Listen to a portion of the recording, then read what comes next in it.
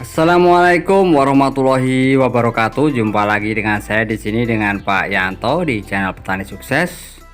Bagaimana kabar Anda? Semoga sehat selalu, tak kurang suatu apapun. Di video kali ini saya akan membagikan bagaimana caranya kita menanam cabai agar bisa berbuah lebat dan tumbuh subur.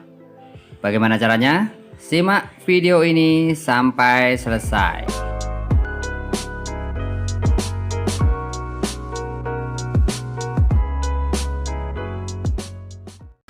Sebelum kita lanjutkan videonya, jangan lupa subscribe, like, komen, dan share agar channel ini bisa berkembang dan bermanfaat bagi para petani.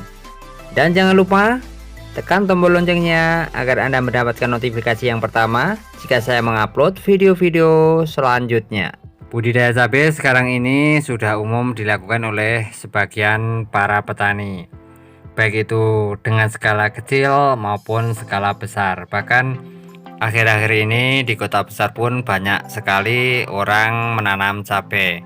Namun tidak semudah yang kita bayangkan. Budidaya cabai membutuhkan teknik ataupun cara-cara yang benar agar cabai berbuah lebat dan tumbuh subur. Cara agar tanaman kita ataupun pohon cabai kita berbuah lebat, yang pertama adalah pemilihan bibit. Bibit sangat menentukan sekali keberhasilan kita dalam budidaya cabai.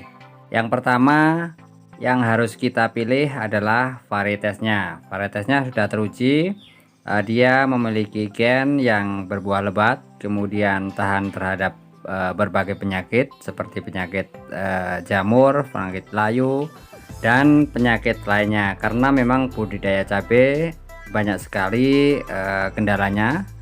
Hama pengganggu tanaman sangat beragam sekali. Oleh karena itu kita harus atau sebaiknya memilih tanaman yang tahan terhadap berbagai macam penyakit. Itu adalah yang pertama.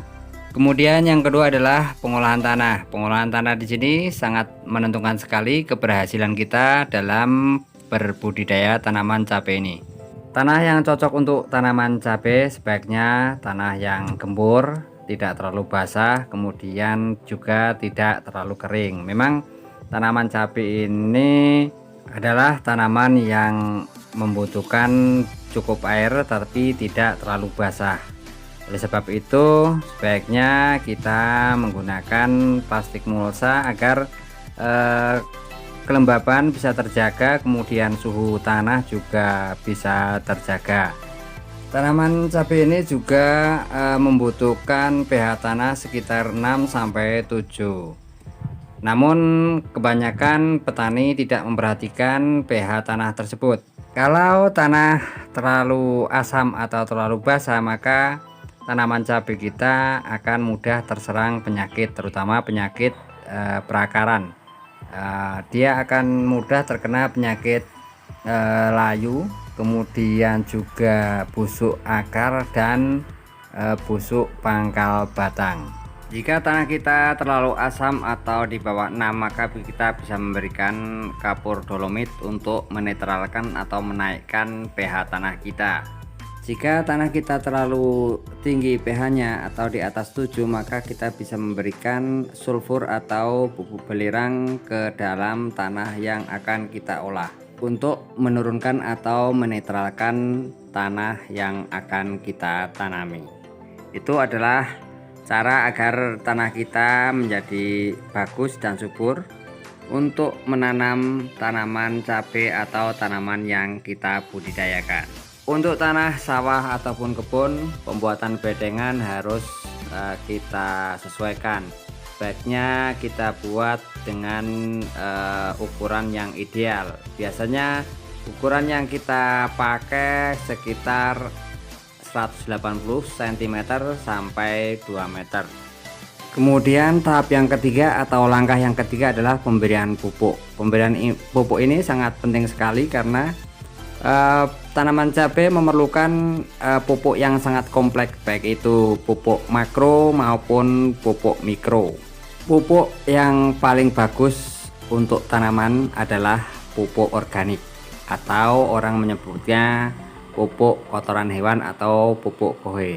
Sebaiknya pupuk kotoran hewan ini kita fermentasi dulu agar tidak ada cendawan ataupun jamur yang merugikan untuk tanaman yang akan kita budidayakan, karena pupuk yang belum difermentasi masih banyak mengandung bakteri maupun jamur yang merugikan untuk tanaman yang akan kita budidayakan.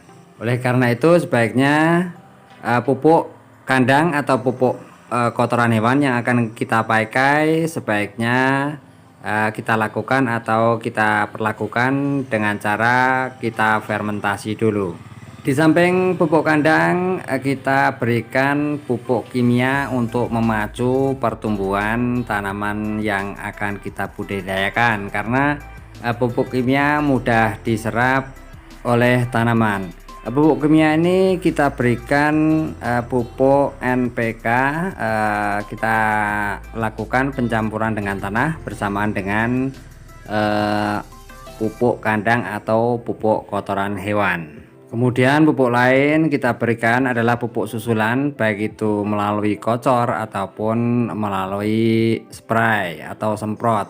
Pupuk-pupuk susulan ini biasanya kita gunakan pupuk mikro seperti kalsium, kemudian boron, magnesium, dan masih banyak pupuk mikro yang dibutuhkan untuk tanaman cabai.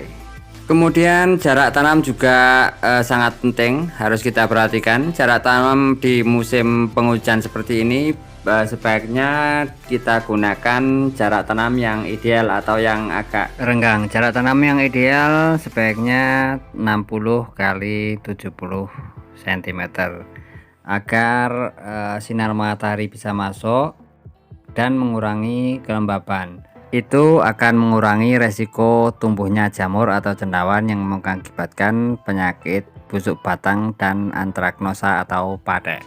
Kemudian pengendalian hama penyakit tanaman. Di musim penghujan seperti ini, penyakit yang sering menyerang tanaman cabai diantaranya adalah penyakit padek, kemudian busuk batang, busuk akar, dan bercak daun. Karena memang di musim seperti ini kelembaban udara sangat tinggi, oleh karena itu sebaiknya kita harus mengambil langkah-langkah dengan cara pencegahan penyakit yang disebabkan oleh cendawan ataupun jamur dengan mengurangi kelembaban yang ada di sekitar tanaman cabai, diantaranya dengan cara membersihkan gulma-gulma yang ada di sekitar tanaman tersebut, kemudian mengurangi daun-daun yang sudah tua. Itu akan mengurangi kelembaban yang ada di sekitar tanaman cabai. Oleh sebab itu sebaiknya kebersihan lingkungan harus kita perhatikan. Kemudian drainase air. Air seharusnya lancar, tidak tergenang di area sekitar tanaman cabai karena bisa menyebabkan kelembaban menjadi tinggi dan akar tanaman menjadi busuk dan tanaman akan mati. Langkah selanjutnya adalah dengan cara menyemprotkan atau menyeprai tanaman dengan fungisida, baik itu fungisida kontak maupun fungisida sistemik. Namun sebaiknya kita harus bijaksana, penggunaan pestisida harus berhati-hati, karena jika kita berlebihan menggunakan pestisida maka lingkungan kita akan tercemar dan akan mengganggu ekosistem yang ada di sekitar lingkungan kita. Demikian, semoga bermanfaat. Tetap semangat dalam bertani, jaga kesehatan selalu. Wassalamualaikum warahmatullahi wabarakatuh.